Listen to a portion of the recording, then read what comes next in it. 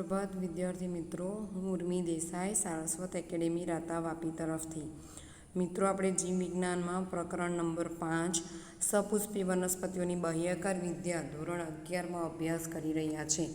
આપણે સપુષ્પી વનસ્પતિની અંદર ઘણી બધી માહિતીઓ મેળવી ગયા, જેમ કે મૂળ કેટલા પ્રકારના હોય તો કે 3 પ્રકારના હોય: તંતુમય, સોટીમય, અસ્થાનિક મૂળ. મૂળના પ્રદેશોની વાત આપણે કરી ગયા કે એની પાસે વર્ધનશીલ પ્રદેશ હોય, વિસ્તરણ પ્રદેશ હોય, પરિપક્વન પ્રદેશ હોય. ત્યારબાદ આપણે મૂળના રૂપાંતરણો જોયા, જેમાં મૂળના ખોરાક સંગ્રહ માટેના રૂપાંતરણ, મૂળના શ્વસન માટેના રૂપાંતરણ, મૂળના આધાર માટેના રૂપાંતરણો આપણે જોયા. ત્યાર પછી આપણે પ્રકાંડ વિશે વાતો કરી કે પ્રકાંડના સામાન્ય કાર્યો શું છે, પ્રકાંડ શું છે, પ્રકાંડ કઈ રીતે પ્રકાંડ પોતાના રૂપાંતરણો દર્શાવે છે. એમાં આપણે પ્રકાંડની અંદર પણ જોયું એના ખોરાક માટેના રૂપાંતરણ, આરોહણ માટેના રૂપાંતરણ, પ્રકાશ સંશ્લેષણ માટેના રૂપાંતરણ, રક્ષણ માટેના રૂપાંતરણ. બરાબર. ત્યાર પછી વાનસ્પતિક પ્રજનન માટેના રૂપાંતરણ, ઘાસ અને અબોટી જેવી વનસ્પતિ છે એમાં વાનસ્પતિક પ્રજનન જોવા મળે, એ પણ આપણે જોઈ ગયા. ત્યાર પછી આપણે પર્ણ વનસ્પતિનું ત્રીજું મુખ્ય અંગ પર્ણ વિશે અભ્યાસ કર્યો. આપણે પર્ણની લાક્ષણિક રચના સમજ્યા. ત્યારબાદ પર્ણમાં શિરાવિન્યાસ આપણે જોઈ ગયા. શિરાવિન્યાસ બાદ આપણે પર્ણના પ્રકારો જોયા કે પર્ણો કેવા હોઈ શકે, તો કે સંયુક્ત કે સાદા પર્ણો હોઈ શકે. સંયુક્તમાં પાછા 2 પ્રકાર હોઈ શકે: પક્ષવત અને પંજાકાર, અથવા તો પીછાકાર અને પંજાકાર. ત્યારબાદ આપણે પર્ણ વિન્યાસ જોયો. પર્ણ વિન્યાસ એટલે શું, તો કે શાખા ઉપર પર્ણો કેવી રીતે ગોઠવાયેલા છે, એકાંતરિત ગોઠવાયેલા છે, સન્મુખ ગોઠવાયેલા છે કે ભ્રમિરૂપ છે. બરાબર. ત્યાર પછી આપણે વાત કરીએ આપણે પ્રકારના રૂપાંતરણોની, પર્ણના રૂપાંતરણોની, કે પર્ણ કઈ રીતે વિશિષ્ટ રૂપાંતરણ દર્શાવે. પર્ણ મુખ્ય કાર્ય તો કરે જ છે, સામાન્ય કાર્ય જે બધી વનસ્પતિ માટે કરવાનું જ છે, પ્રકાશ સંશ્લેષણનું.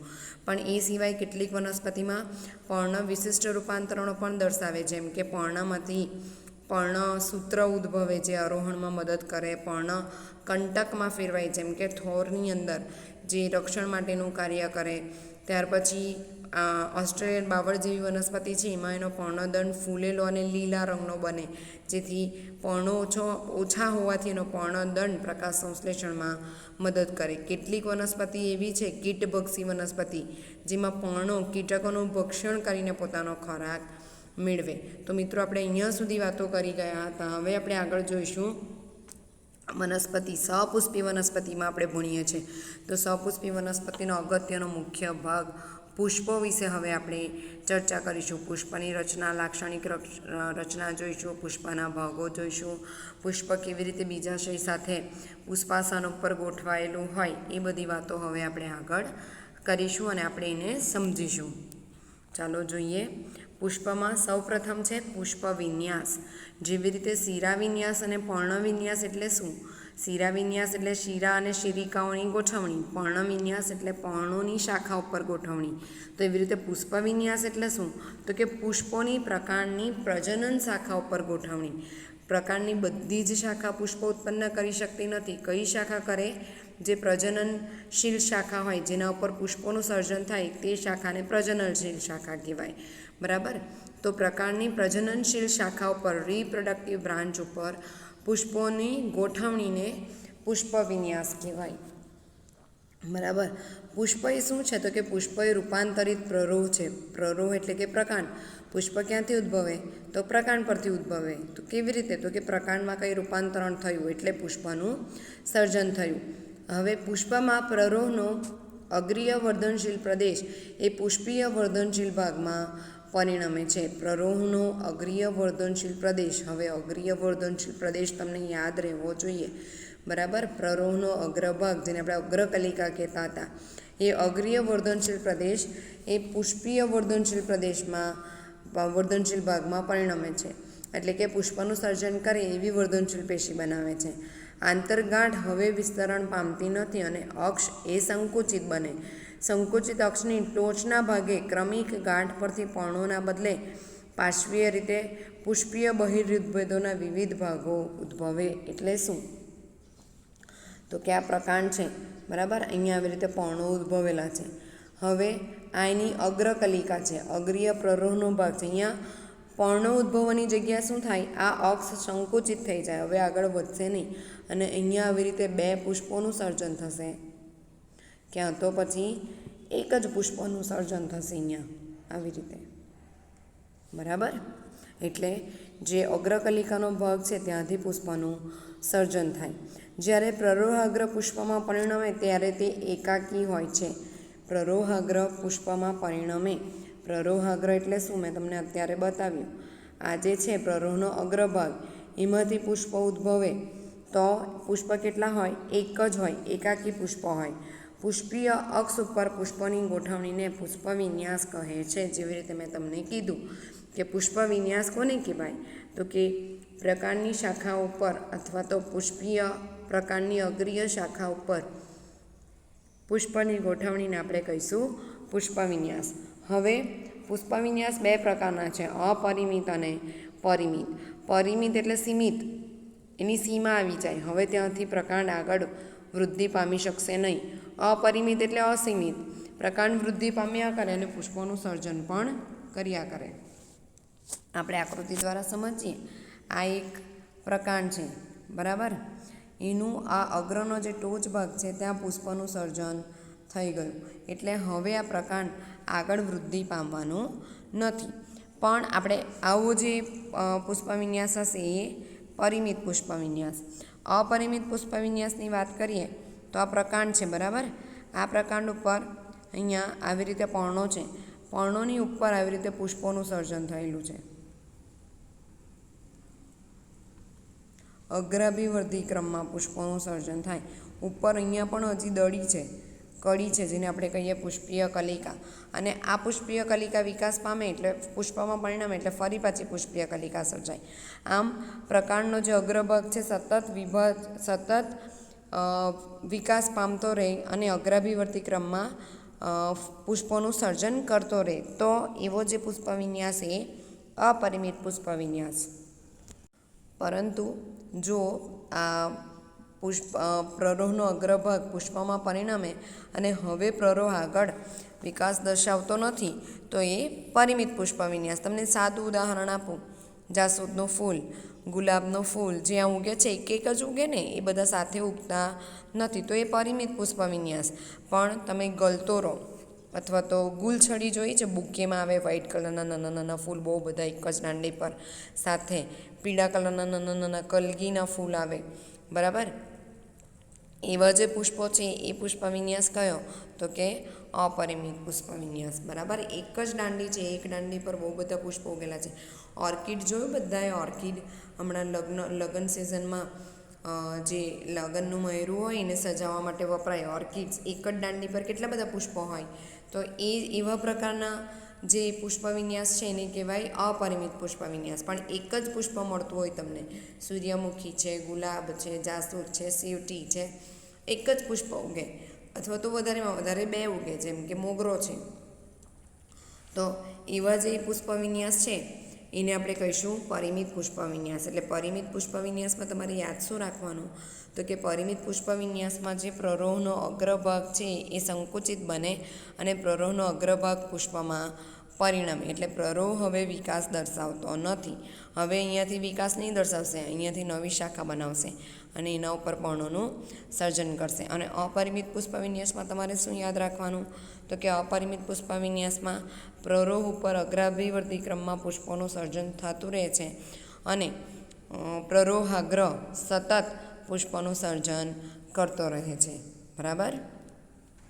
જોઈએ આપણે ટેક્સ્ટબુક પ્રમાણે કે ટોચના ભાગમાં પુષ્પ પરિણમે કે સતત વિકાસ પામતો રહે તો તેના આધારે પુષ્પ વિન્યાસના મુખ્ય 2 પ્રકારો છે, અપરિમિત અને પરિમિત. અપરિમિત પુષ્પ વિન્યાસમાં મુખ્ય અક્ષ એટલે કે જે પ્રરોહનો મુખ્ય અક્ષ છે એ સતત વિકાસ પામતો રહે અને અનુક્રમિત અગ્રાભિવર્ધી ક્રમમાં પાર્શ્વીય રીતે એટલે કે બંને બાજુ પુષ્પોનું સર્જન કરતો રહે. ત્યાર પછી પરિમિત પ્રકારના પુષ્પ વિન્યાસમાં મુખ્ય અક્ષ પુષ્પમાં રૂપાંતરિત થયાથી વૃદ્ધિ મર્યાદિત થઈ જાય અને પુષ્પો તલાભિસારી ક્રમમાં ઉદ્ભવે છે. આ છે આકૃતિ અપરિમિત પુષ્પ વિન્યાસની. તમે અપરિમિત પુષ્પ વિન્યાસમાં જોઈ શકો કે અહીંયાથી સતત વધ્યા જ કરશે આગળ, અને અહીંયા નીચે આવી રીતે પુષ્પોનું સર્જન કર્યા કરશે. અને આ આકૃતિ છે પરિમિત પુષ્પ વિન્યાસની, કે એનો જે મુખ્ય અક્ષ છે પુષ્પમાં રૂપાંતરિત થઈ ગયો પછી એની કક્ષકલિકામાંથી આવી રીતે ફરી પાછું એ પુષ્પોનું સર્જન કરશે. પણ આ મુખ્ય અક્ષમાંથી હવે પુષ્પોનું સર્જન પણ નહીં થાય અને વૃદ્ધિ પણ દર્શાવે નહીં. તો એને આપણે કહીશું પરિમિત પુષ્પ વિન્યાસ. બરાબર. આશા રાખું કે તમને પરિમિત અને અપરિમિત પુષ્પ વિન્યાસ સમજ પડી હશે. હવે આપણે આગળ જોઈએ પુષ્પ. પુષ્પ તમે ભણીને જ આવ્યા છો ધોરણ 9 અને 10માં. તો પુષ્પના ભાગો કયા કયા છે? અહીંયા હું સામાન્ય પુષ્પની આકૃતિ દોરું છું, જાસૂદની આકૃતિ દોરું છું. બરાબર.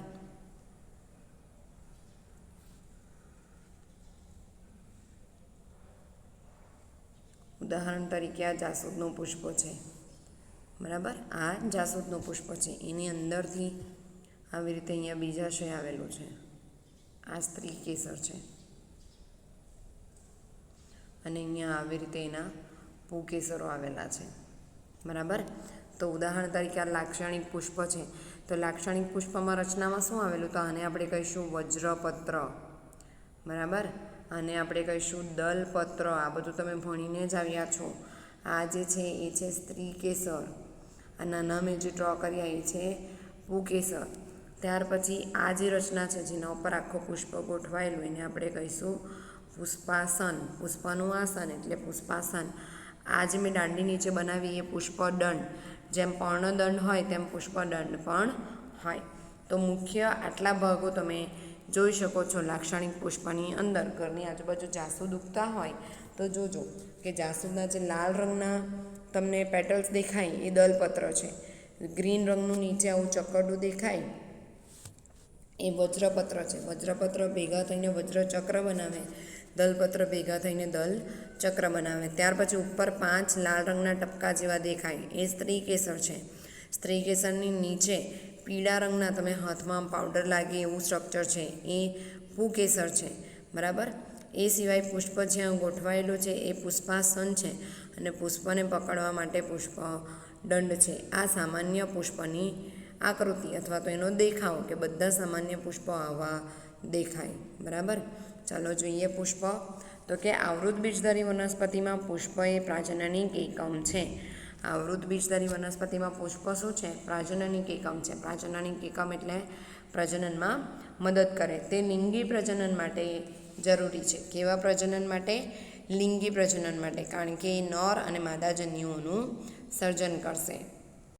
ત્યાર પછી લાક્ષણિક પુષ્પમાં એ ધરી કે પુષ્પદંડ જે મેં તમને કીધું ના ફૂલેલા છેડા પર ક્રમિક રીતે ગોઠવાયેલા 4 જુદા જુદા પ્રજનન ચક્રો ધરાવે છે. જેના ઉપર પુષ્પ ગોઠવાયેલું એને કહેવાય પુષ્પાસન એટલે કે થેલેમસ. અને આ ચક્રો જે 4 ચક્રો આવેલા એના ઉપર એને કહેવાય વજ્રચક્ર, દલચક્ર, પુકેસર ચક્ર અને સ્ત્રીકેસર ચક્ર. વજ્રચક્ર અને દલચક્ર એ સહાયક અંગો છે. સહાયક અંગો એટલે પ્રજનનની ક્રિયા માટે સહાય કરે. જ્યારે પુકેસર ચક્ર અને સ્ત્રીકેસર ચક્ર એ પ્રજનન અંગો છે. લીલી એટલે તમે આપણે ગલગોટાના હાર બનાવીએ ને એમાં લીલી ગ્રાઇનમ આવે છે, લીલીનું પુષ્પ. લીલી જેવી કેટલીક વનસ્પતિમાં વજ્રચક્ર અને દલચક્ર જુદા જુદા નથી. તેવા પુષ્પને આપણે પરિપુષ્પ ચક્ર કહીશું. જ્યારે પુકેસર ચક્ર અને સ્ત્રીકેસર ચક્ર એમ બંને આવેલા હોય તો પુષ્પ દ્વિલિંગી, પણ બેમાંથી એક જ આવેલું હોય તો પુષ્પ એકલિંગી. બરાબર. ત્યાર પછી પુષ્પની સમમિતિ. સમમિતિ એટલે શું? તો કે પુષ્પને આપણે કઈ રીતે 2 સરખા ભાગમાં વિભાજિત કરી શકીએ એના આધારે પુષ્પની સમમિતિ આવેલી હોય છે. પ્રાણી સૃષ્ટિમાં આપણે સમમિતિ ભણી ગયા, તમને યાદ હોય તો પ્રકરણ નંબર 4 દ્વિપાર્શ્વીય સમમિતિ, અર્ય સમમિતિ, અસમમિતીય પ્રાણીઓ, એવું જ કંઈક અહીંયા પુષ્પની અંદર આપણે જોવાના છે એની સમમિતિ. પુષ્પ નિયમિત એટલે કે અર્ય ત્રિજ્યામય સમમિતિ કે અનિયમિત સમમિતિ, જેમ કે દ્વિપાર્શ્વીય સમમિતિ હોઈ શકે. અર્ય સમમિતિ એટલે પુષ્પના 2 કરતાં વધારે ભાગ પડે. બરાબર. ત્રિજ્યામય સમમિતિ એને કહેવાય. અનિયમિત સમમિતિ એટલે પુષ્પને 2 સરખા ભાગમાં વહેંચી શકાતું નથી.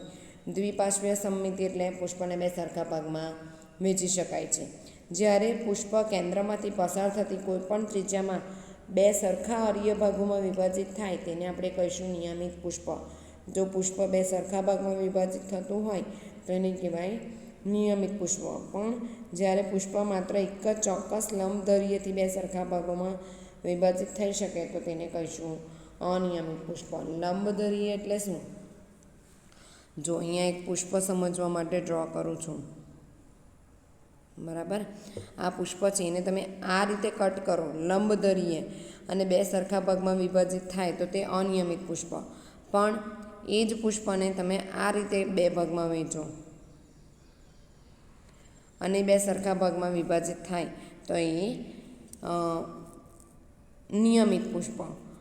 જેમાં નિયમિત પુષ્પમાં ઉદાહરણ છે રાય, ધતુરો અને મરચાં. રાય અને ધતુરો તો તમે કદાચ રાય અને મરચાં તો ના જોયા હોય, પણ તમે ધતુરાનું પુષ્પ જોયું હશે, શંકર ભગવાનને ચડાવવામાં આવે તે, બરાબર. ત્યાર પછી અનિયમિત પુષ્પમાં ઉદાહરણ છે વટાણા, ગુલમોહર, વાલ અને ગલતોરો.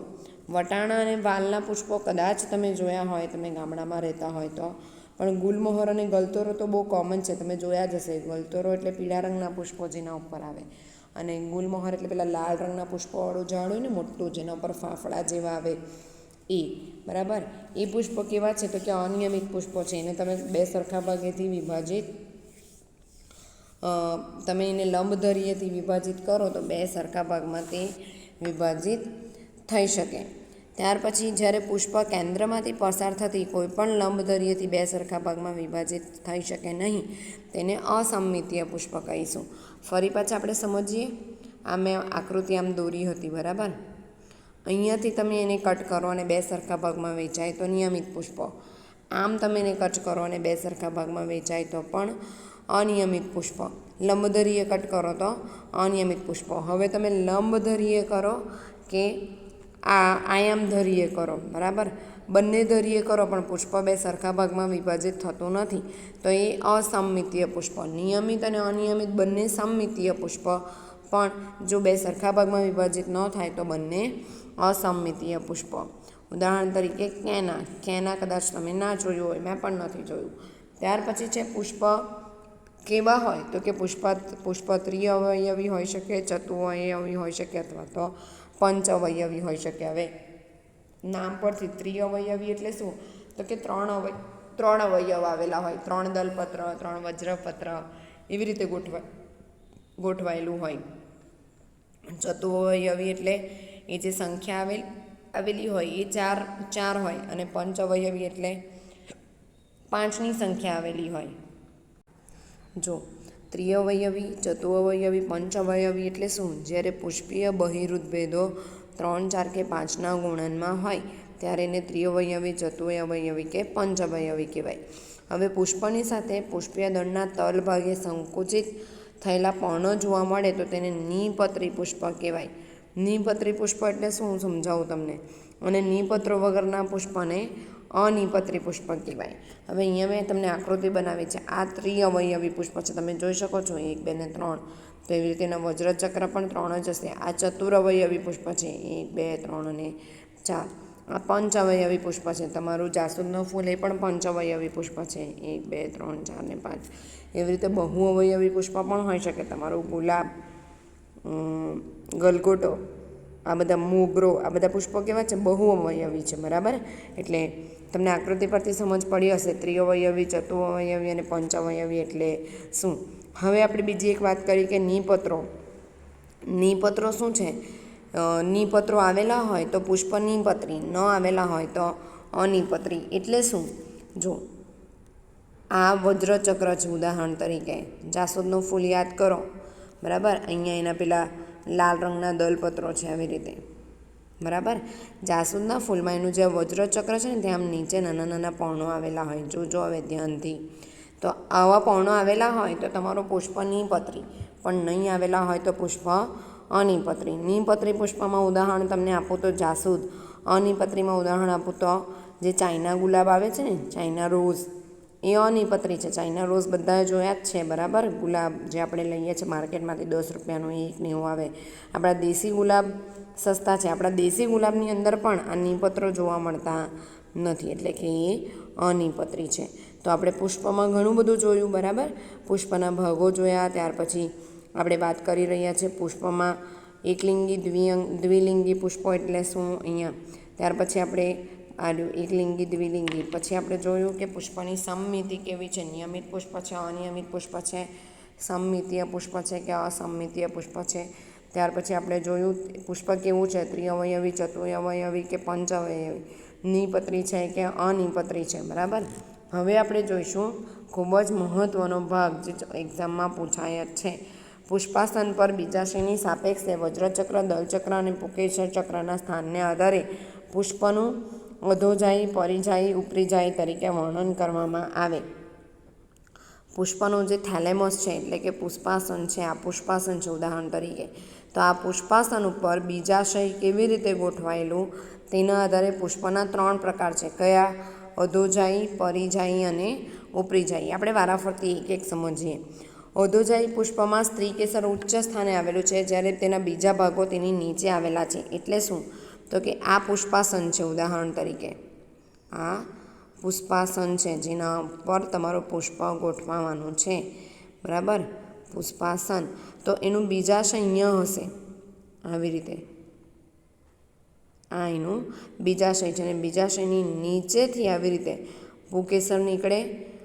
એના બીજા પુષ્પીય ભાગો દલપત્ર અને વજ્રપત્ર, દલપત્ર અને વજ્રપત્ર. તો બીજાશય ઊંચું છે એટલે બીજાશય ઉચ્ચસ્થ અને પુષ્પ નીચેથી ઉગે છે એટલે પુષ્પ કેવું? અધોજાયી. બરાબર. ત્યાર પછી છે બીજું અધોજાયી પુષ્પના ઉદાહરણ શું? તો કે રાય, જાસૂદ અને રીંગણ. ત્યાર પછી જો સ્ત્રી કેસર મધ્યમાં સ્થાને હોય અને પુષ્પના બીજા ભાગો પણ પુષ્પાસન પર એ જ સ્તરે સ્થાન પામેલા હોય તો તેને પરિજાયી પુષ્પ કહેવાય. આવા પુષ્પમાં બીજાશય અર્ધ અધસ્થ હોય. અર્ધ અધસ્થ બીજાશય એટલે શું? આ હું બીજાશય ડ્રો કરું છું અને પુષ્પાસન એની ફરતે આવેલું આવી રીતે. આ પુષ્પાસન છે. બરાબર ને? બતાવું છું ફરી પાછું. આ બીજાશય છે. બીજાશયની આજુબાજુ આવી રીતે પુષ્પાસન આવેલું અને અહીંયા ગોળ આમ આવી રીતે એના પુષ્પના બધા ભાગો આવેલા. રાઈટ. તો આવું પુષ્પ હોય તો એ કેવું? પરિજાયી પુષ્પ. બીજાશય અડધું અંદર ખૂપેલું ને અડધું બહાર. બરાબર. અને બીજાશયને કહેવાય અર્ધ અધસ્થ બીજાશય અને પુષ્પ કેવું કહેવાય? પરિજાયી પુષ્પ. જેના ઉદાહરણ છે પરિજાયી પુષ્પના ઉદાહરણ છે જરદાળુ, આલુ ખાવ છો ને તમે તે. ત્યાર પછી ગુલાબ, આલુ વૃક્ષ એટલે કે પીચ. હવે ત્રીજો પ્રકાર છે ઉપરીજાયી પુષ્પ. ઉપરીજાયી પુષ્પ એટલે શું? તો કે પુષ્પાસન બીજાશયને ઘેરીને આવેલું. એટલે શું? આ બીજાશય છે અને પુષ્પાસન આવી રીતે એને પોતાની અંદર લઈ લે છે અને અહીંયાથી પુષ્પના બધા ભાગો આવેલા. બરાબર. તો આવું પુષ્પ કેવું? તો કે પુષ્પના ભાગો ઉપરથી છે એટલે પુષ્પ ઉપરીજાયી અને બીજાશય અંદર છે પુષ્પાસનની અંદર એટલે એને આપણે કહીશું અધસ્થ બીજાશય. જેનું ઉદાહરણ છે જામફળ અને કાકડિયા અને સૂર્યમુખીના કિરણ પુષ્પકો. સૂર્યમુખીમાં 2 પ્રકારના પુષ્પકો આવે, કિરણ પુષ્પકો અને બિંબ પુષ્પકો. સૂર્યમુખી બધાએ જોયું જ છે ને. અહીંયા ડ્રો કરું તો આ સૂર્યમુખી છે. સૂર્યમુખીના આવા પીળા રંગના જે આવે ને આમ મોટા મોટા એના કિરણ પુષ્પકો છે. શું છે? કિરણ પુષ્પકો. અને અંદર નાના નાના આવે આવી રીતે. જોજો હવે ધ્યાનથી. બરાબર. જે નાના નાના છે એ બિંબ પુષ્પકો છે. બરાબર. તો બીજાશયના સ્થાનને આધારે પુષ્પના કેટલા પ્રકાર? તો કે 3 પ્રકાર. કયા? અધોજાયી, પરિજાયી, ઉપરીજાયી. અધોજાયી એટલે શું? અહીંયા આકૃતિ દોરું છું. આ બીજાશય, આ પુષ્પાસન છે અને એની ઉપર બીજાશય આવેલું આવી રીતે અને પુષ્પો અહીંયાથી નીકળેલા બધા. પુષ્પ બીજાશયની નીચેથી એટલે આ કેવું? અધોજાયી. કેવું પુષ્પ? અધોજાયી. અને બીજાશય કેવું? ઉચ્ચસ્થ. ત્યાર પછી પરિજાયી પુષ્પ. પરિજાયી પુષ્પમાં શું થાય? તો કે આ બીજાશય તો છે પણ બીજાશય અડધું પુષ્પાસનની અંદર ખૂપેલું છે અને અહીંયાથી પુષ્પના ભાગો નીકળેલા એટલે એને આપણે કહીશું પરિજાયી પુષ્પ. અને બીજાશય કેવું? અર્ધ અધસ્થ. ત્રીજું ઉપરીજાયી પુષ્પ. ઉપરીજાયી પુષ્પ એટલે શું? તો કે આખું બીજાશય આવી રીતે પુષ્પાસનની અંદર આવેલું અને બીજાશયની ઉપરની ભાગે તે પુષ્પોના બધા ભાગોનું સર્જન થાય તો એવા પુષ્પને આપણે કહીશું ઉપરીજાયી પુષ્પ. બરાબર. અધોજાયી પુષ્પમાં ઉદાહરણ શું છે? તો કે રાય, જાસૂદ અને રીંગણા. પરિજાયી પુષ્પમાં ઉદાહરણ શું છે? તો કે જરદાળુ, ગુલાબ અને આલુ વૃક્ષ. અને ઉપરીજાયી પુષ્પના ઉદાહરણ શું છે? તો કે જામફળ, કાકડી અને સૂર્યમુખીના કિરણ પુષ્પકો. તમે અહીંયા આકૃતિ જોઈ શકો છો આ 3 પુષ્પોની. આ છે અધોજાયી પુષ્પ એટલે કે મેં જેવું સમજાવ્યું એવું તમે જોઈ શકો છો ને કે આ પુષ્પાસન છે અને એની ઉપર બીજાશય છે. ત્યાર પછી પરિજાયી પુષ્પમાં 2 પ્રકારની રચના હોઈ શકે કે આ બીજાશય છે, બીજાશયની ફરતે આવી રીતે પુષ્પાસન આવેલું અને પુષ્પો આવી રીતે એને પુષ્પના ભાગો આવી રીતે ગોઠવાયેલા. બીજું કે બીજાશય આવી રીતે છે અને પુષ્પાસન એને અડધું આવરે અને ત્યાર પછી પુષ્પના બધા ભાગો આવેલા. અને સૌથી છેલ્લું ઉપરી જાય કે બીજાશય આખું પુષ્પાસનની અંદર છે અને પુષ્પનું સર્જન ઉપરથી થાય છે, તો એ ઉપરી જાય પુષ્પ. બરાબર. તો મિત્રો આજે આપણે શું ભણ્યા? આજે આપણે પુષ્પ વિશે વાતો કરી. પુષ્પ વિશેની વાતોમાં આપણે શું ભણ્યા? આપણે પુષ્પ વિન્યાસ જોયો. તેમાં 2 પ્રકારનો પુષ્પ વિન્યાસ છે, પરિમિત અને અપરિમિત. પરિમિત પુષ્પ વિન્યાસ એટલે મુખ્ય શાખા, મુખ્ય પ્રરોહ અક્ષ પુષ્પમાં પરિણમે પછી એની વૃદ્ધિ આગળ થતી નથી, પણ એની કક્ષકલિકામાંથી નવી શાખાઓનું સર્જન કરશે. ત્યાર પછી અપરિમિત પુષ્પ વિન્યાસ શું છે કે પ્રરોહાગ્ર સતત વૃદ્ધિ પામતો રહેશે અને નીચે એ પુષ્પોનું સર્જન કરતો રહેશે. ત્યાર પછી આપણે જોયું પુષ્પ વિશે, તો કે પુષ્પના ભાગો જોયા. પુષ્પમાં પુષ્પાસન આવેલું હોય, દલચક્ર આવેલું હોય, વજ્રચક્ર આવેલું હોય, પુકેસર ચક્ર આવેલું હોય, સ્ત્રી કેસર ચક્ર આવેલું હોય. જો લીલી જેવું પુષ્પ હોય જેમાં દલચક્ર અને વજ્રચક્ર વચ્ચે આપણે તફાવત દર્શાવી શકતા નથી તો એવું પુષ્પ પરિપુષ્પ ચક્ર કહેવાય. જો પુકેસર અને સ્ત્રી કેસર બંને સાથે એક જ પુષ્પમાં આવેલા હોય તો તે પુષ્પ દ્વિલિંગી કહેવાય. પણ જો નર અને માદા અંગો ધરાવતા એટલે કે સ્ત્રી કેસર ધરાવતું પુષ્પ અલગ હોય અને પુકેસર ધરાવતું પુષ્પ અલગ હોય તો એને એકલિંગી પુષ્પ કહીશું. તમે જાસૂદ જોવું છે, બરાબર? જાસૂદના પુષ્પો દ્વિલિંગી છે, પણ પપૈયાના પુષ્પો એકલિંગી છે. પપૈયાના પુષ્પમાં સ્ત્રી પુષ્પ ઉત્પન્ન કરતું પપૈયાનું પ્લાન્ટ અલગ છે અને માદા પુષ્પ નર પુષ્પ અલગ કરતું પપૈયાનું પ્લાન્ટ અલગ છે. ત્યાર પછી આપણે જોયું પુષ્પમાં સમમિતિ, કે જો પુષ્પને આયામ કે લંબ ધરીએ કાપવામાં આવે અને 2 સરખા ભાગમાં વિભાજિત થાય તો એ નિયમિત અથવા તો અનિયમિત. પણ પુષ્પ કેવું? સમમિતીય.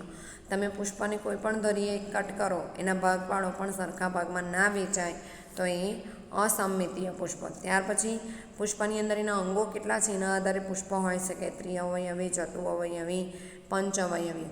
પુષ્પાસનની નીચે એટલે કે પર્ણદંડ જે આવેલો છે ત્યાં પર્ણ જેવા બહિરુદભેદ હોય તો એને નિપત્ર કહેવાય.